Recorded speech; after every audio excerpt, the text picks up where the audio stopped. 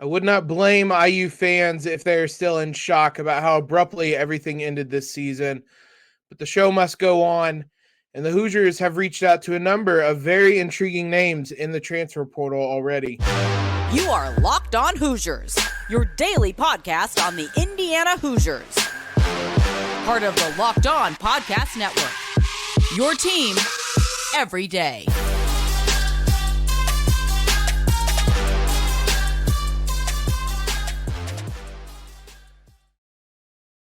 What is up, everybody? Welcome into another episode of Locked On Hoosiers, your one and only daily one-stop shop for everything IU athletics.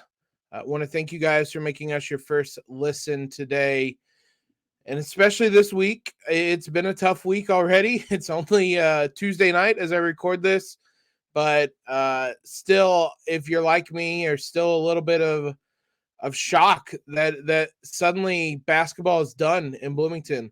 So a lot to still deal with there, but the Hoosiers are not waiting around when it comes to the transfer portal. And we have three very interesting names to talk about in today's episode. First, I want to thank FanDuel, the official sportsbook of Locked On, for sponsoring this episode. Make every moment more. Visit FanDuel.com/LockedOn today to get started. We previously mentioned a couple weeks ago one transfer target, Chris Ledlum, that the Hoosiers had reached out to. They had stayed active in reaching out to transfer targets and people that were in the portal, but I hadn't mentioned them. I was planning on mentioning them this week with how many tournament games there were. There just wasn't really time to also throw that in. Again, I didn't specifically plan for there to be no games, but nonetheless, we have a couple of interesting names to discuss, starting with Nick Timberlake, a transfer from Towson, however you say it.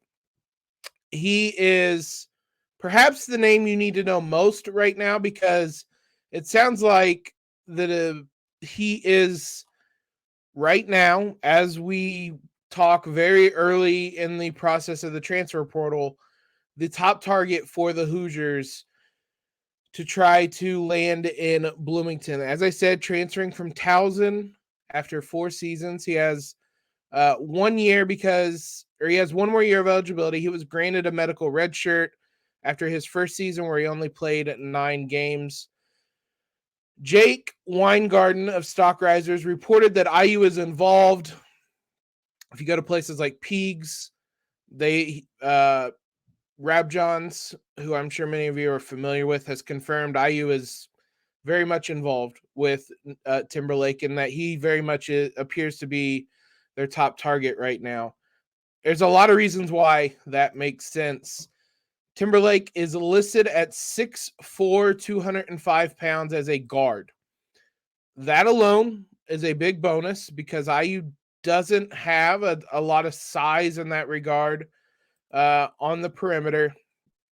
He was first team all conference last season, and he had some interesting comments when talking to Brandon Jenkins of 247 Sports about what he is looking for at his next stop. Quote, playing in the CAA, I would like to take a step up, whether it be a Power 5 school or a high-level team. I want to go somewhere where I feel comfortable. I'm open to all options, but my main goal is to play at the highest level. That stuff plays a big role. I'm looking to be an impactful player on a winning team. I want to compete in March Madness and get my feet wet in the tournament. It would be a great thing to accomplish. There's lots of competition for Timberlake to get his signature, I guess. I don't know, to get his services in for across the country, not just the Big Ten. Indiana, Ohio State, Maryland, Memphis, Butler, UNC, Oregon. Everybody is very interested in him. Why? Because he is an elite three-point shooter. For his career, he's just a 37.9% three-point shooter, but over the last 2 seasons, he's taken a very noticeable jump in terms of attempts and makes. So over the last 2 seasons, He is a 41.2% three-point shooter on 413 attempts. His fourth year, he actually spent 5 years at Towson. So his fourth year, he shot 192 threes and made 40%. His fifth year, last season, he shot 221 threes and made 41.6% of them. So he is a high volume, high efficiency shooter. He takes shots inside the arc. He shot 45% from the field in general last season, but this is a guy I think if he it seems like he will, when he goes to a high major program, they're going to utilize his three-point shooting ability. And that is very much where he excels the most. I mean, just for reference, 190 attempts, making 40% of them, that is rare. That is high efficiency and high volume. I looked it up. Dating back to 1992-93, there have only been 3 players at IU that have shot at least 190 attempts and made 41% of them in a single season. If you thought about it, you can probably get it. If you want to pause and try to think about it, you can probably get it. Certainly 2 of them. One of them was James Blackman. One of them was Yogi Ferrell. One of them was Robert Vaden in 05-06. Those are the only 3 people to have 190 attempts and hit 41% of them.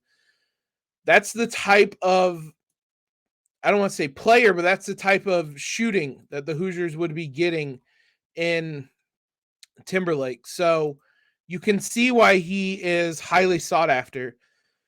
IU did not have that. IU as a team just did not shoot three-pointers last year. We talked about it a lot. You saw different like charts and graphs about IU was an efficient three-point shooting team last year. They shot 36.8% as a team, but they only shot 550 or 44 three-pointers as a team. Timberlake by himself shot 221, so not far off half as many as IU shot as a team. IU's most prolific three-point shooter, Miller Kopp, shot 142. So that's 80 more. You could put together Kopp and Jalen Hood-Schifino, and you're only barely more three-pointers than Timberlake shot last year. So 100%, that is why he is being sought after by Indiana. There's a number of things the Hoosiers need to improve upon.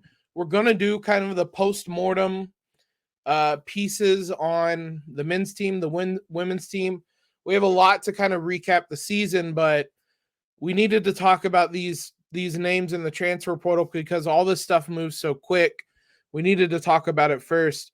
IU has to get better shooting the three-pointer. They played a very, almost want to call it archaic brand of basketball this year. It worked. They had to do it with the personnel they had. They need to take a step forward into the modern era, and that involves three-point shooting, and that involves players like Timberlake. So don't be surprised if IU tries to bring him in for a visit to the campus in Bloomington in the coming days or weeks. But Timberlake certainly seems like someone the Hoosiers are going hard after right now. He would be a big get. Indiana needs shooting. They need to replace players on the wing, players around the perimeter. IU had no depth in that regard by the end of the season. So you're losing Jalen Hood-Schifino for sure. Maybe Xavier Johnson. You just need guys in that can be shooters. Timberlake very much is that. There's another name linked to Indiana that is a far more familiar name, a name within the Big Ten. We'll talk about who that is and where the Hoosiers stand on him in just one moment.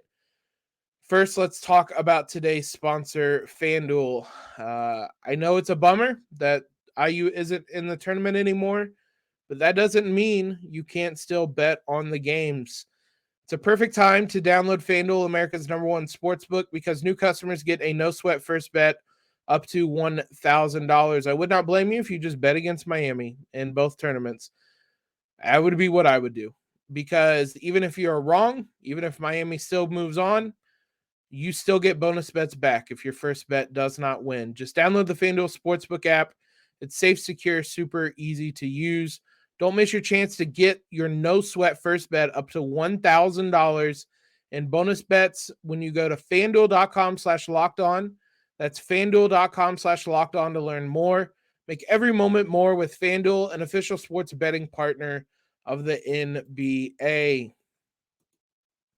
Big thanks to you guys for making us your first listen every single day. Make sure you guys are checking out Locked On College Basketball again. Now that you've had time to kind of process the men's team being out, maybe you want to get more information on the tournament.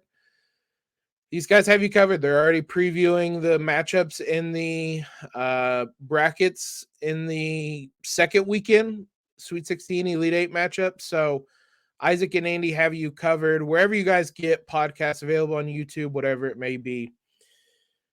I'm not going to lie, man. I am still bummed out about that women's game on Monday. We mentioned it at the time in yesterday's podcast. If you didn't hear it, the phrase "play stupid games, win stupid prizes." IU shouldn't have been in that position from the get-go.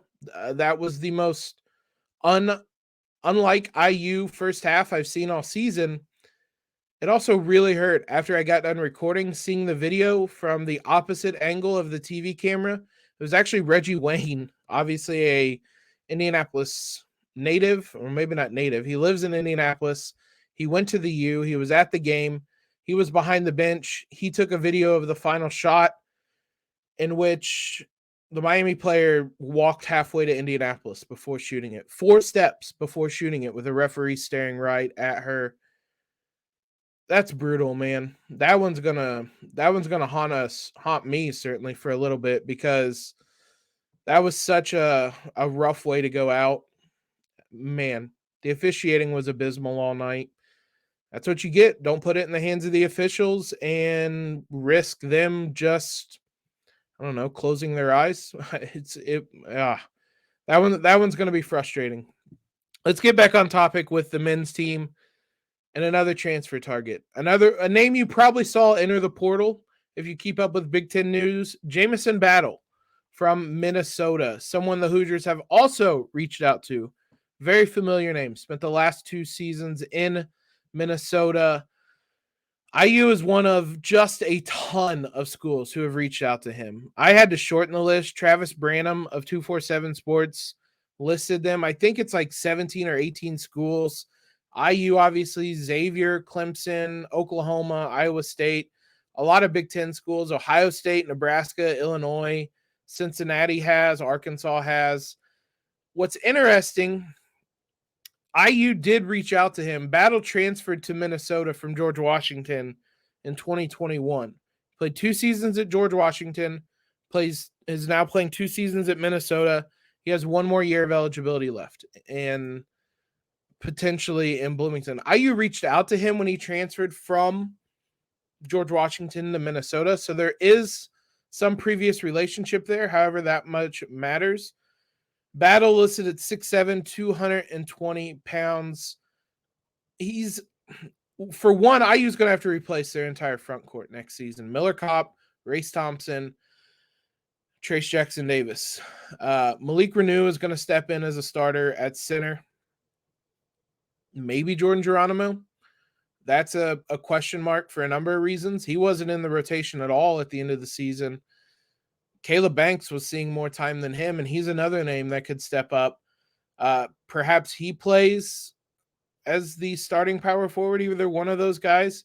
But at 6'7", 225 pounds with some shooting ability, you could play Battle in a couple of different positions, and either as a stretch four, maybe as a small forward. This is the type of player Indiana hasn't really had really in Mike Woodson's tenure. Just a wing with some athleticism that can score the basketball. Miller Kopp was a lot of things, and he was a lot better in his final season in Bloomington, I think, than he was last year. He was I still thought he was a square peg in a round hole. He was probably should have been played more as a power forward, but he absolutely made it work when it came to the playing as a small forward. I think it would be a lot easier, a lot better for Battle to play that type of role as opposed to Miller Kopp. It's interesting in looking at Battle and to that point about IU targeting these types of players. This is the type of player that Ledlam was or is as well that we mentioned. He's more of just a straight kind of stretch for power forward type. He's very much that type of guy.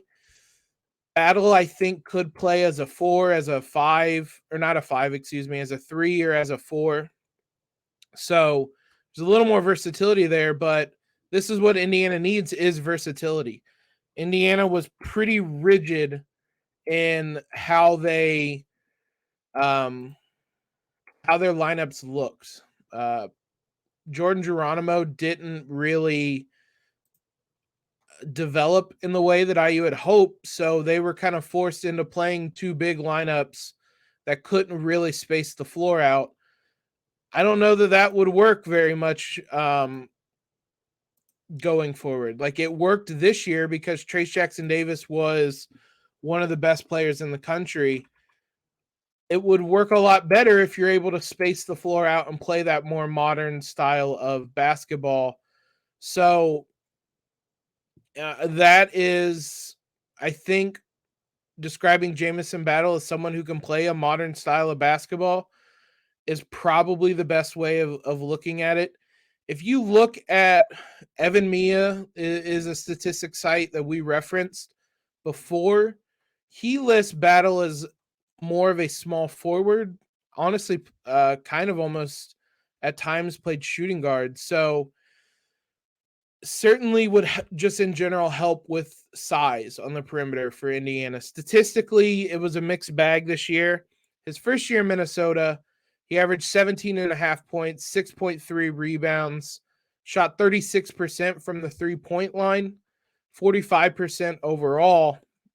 Looked really, really good. Looked like, I don't think it was a stretch to say he was one of the better players in the conference. This past season, though, he took a pretty notable dip. I don't know if I'm not going to lie and pretend that I watched a lot of Minnesota basketball. I don't know how much the personnel changed. I don't know if he was asked to take on a different role. I know that his assist percentage went up, his rebound percentage went down, and his 3-point attempt rate jumped notably. So I don't know. He didn't necessarily have the ball in his hands more because his usage percentage didn't change, but he certainly played a lot different. And the result was he shot 37% from the field, 31% from 3, and only averaged 12.4 points. So it was a much worse second season than a first season in Minnesota. You obviously, if you're IU, if you're whoever it is, you have to kind of weigh those two and determine if it was a change in play style, if he was asked to do something different, if he was, what led to those changes.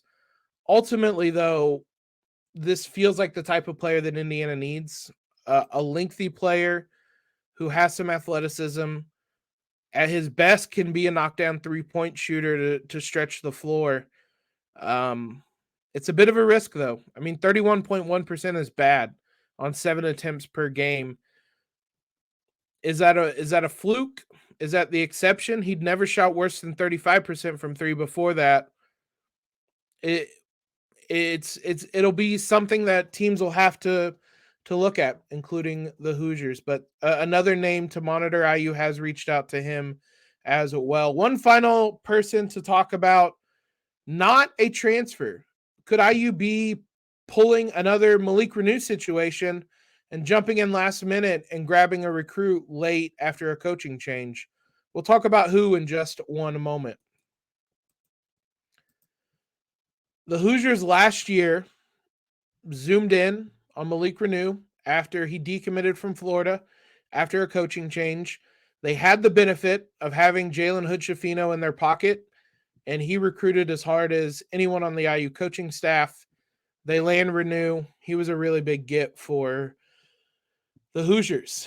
This year, Garwey Dual is a player who decommitted this week from Providence after Ed Cooley is leaving Providence, or already did, for Georgetown.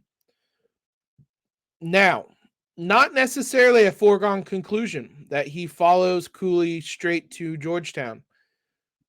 I think the odds are probably still likely, but he has completely reopened his recruitment, at least as he says. And IU is one of the teams that has reached out, according to Trevor Branham, again, of 247 Sports. Duel is listed as the number 81 recruit in the upcoming class, a class that the Hoosiers missed out on a lot of guys in. We talked about that before the season last fall. IU swung and missed in 2023's class. This could help salvage that. He's a 4-star recruit. They list him as the number 12 shooting guard in the country. Based on everything I read, he certainly seems like a much more of a point guard. What he is undeniably is athletic. And we talked about that after the men's game. IU lacked athleticism on the guard position, specifically around the perimeter.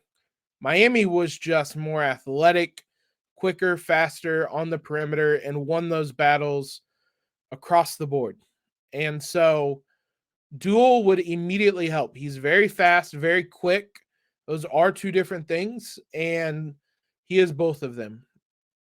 He is very good defensively, which probably appeals him most to Mike Woodson. If you can get on the floor defensively, then you have a role on this team, and he will put you out there. I mean, we mentioned this. Tamar Bates played I don't want to say played so much at the end of the year solely because he was good defensively, but he took lots of steps forward and was given a much longer leash because he was good defensively this year, and especially as the season went along, especially given how just invisible he was offensively. Going back to Duel, though, the questions start to rise with what his role would be with the Hoosiers. He's at his best with the ball in his hands. It sounds like he's not the greatest decision maker. He uses his athleticism to get to the rim, to drive by guys. He still has to work on that decision-making part. But if he needs the ball in his hand, is that feasible next season? You're planning on having Xavier Johnson coming back. That's one point guard, and a point guard that's going to play a lot of minutes and almost always have the ball in his hand. You have Gabe Cupps coming in, who I would say almost certainly has the backup point guard minutes sealed up. So anytime Xavier Johnson doesn't have the ball in his hands, Gabe Cupps probably has the ball in his hands. Is there room to add someone like Duel? Can you find roles for him playing off the ball? Do you want to take a risk at bringing in another non-shooter when that has been such a prevalent issue for Indiana? You could also look at this as potential insurance if Xavier Johnson doesn't come back. He's going to need some leeway from the NCAA, Johnson is, to probably get that medical hardship he's, I think, just a tick over the number of games played. IU winning in the Big Ten tournament and the NCAA tournament might have helped him out there. He's going to need probably a little bit of leeway when it comes to getting that medical hardship. It doesn't sound like IU's very worried about that they think he's going to get it. I haven't seen anything to the contrary. Maybe if they recruit Duel hard, it might signal that they're uncertain if Xavier will be allowed that medical hardship. Either way, it's a very interesting decision Indiana has to make. There are ways he could absolutely help the team. A player like him would have been extremely helpful to put out there against Miami to try to combat some of that speed. If he could box somebody out and keep him off the offensive glass, that would have helped too. But there are ways he can help the team. there are also some questions about whether he fits well with this team right now. Xavier Johnson's only there for one more year, even if he does come back. So maybe Duel is someone that you just kind of make work next season, and then he has a much bigger role in his sophomore season. With the transfer portal as open as it is that a risk you want to take as well? Maybe Duel doesn't like his role and he enters the transfer portal. A lot of things to weigh when it comes to this, but Indiana has reached out to him. We'll see if anything comes of that. But the Hoosiers, even if we're still in mourning about the season coming to an end, they have actively moved forward in trying to fill some holes in this roster. As much as we learn and know things and hear things, we'll bring it to you guys. Again, there's probably a good chance in the coming days, in the coming weeks, probably more in the coming days, IU players very well could enter the transfer portal. So we'll bring that to you as well. But thanks again, guys, for making Locked On Hoosiers your first listen every day. We'll be back with you this week to talk more, do some of those postmortems on the men's team, the men's season, the women's team, the women's season. Just kind of reassess what the season was, what they need to do moving forward, things like that. So for your second listen, check out Locked On College Basketball. Isaac and Andy are killing it. You can hear everything you need to know about the college basketball tournament, available on YouTube, wherever you guys get podcasts. Be sure you are following us on Twitter. We'll have instant reactions to anyone that enters the portal, anyone that commits to Indiana. You'll get that instant reaction from us there. Subscribe to the podcast. Leave a quick rating and review. You guys have been supporting en masse this week. I greatly appreciate it. I wish I had happier news to share at the start of the week, but you're still supporting us. I can't thank you enough for that. So I hope you guys can bounce back from the IU loss. We're all still working on it. We'll get through it. We'll move forward, and we'll find some more things to talk about in the coming months as the offseason is now upon us very abruptly. So thanks as always, guys, and most importantly, LEO.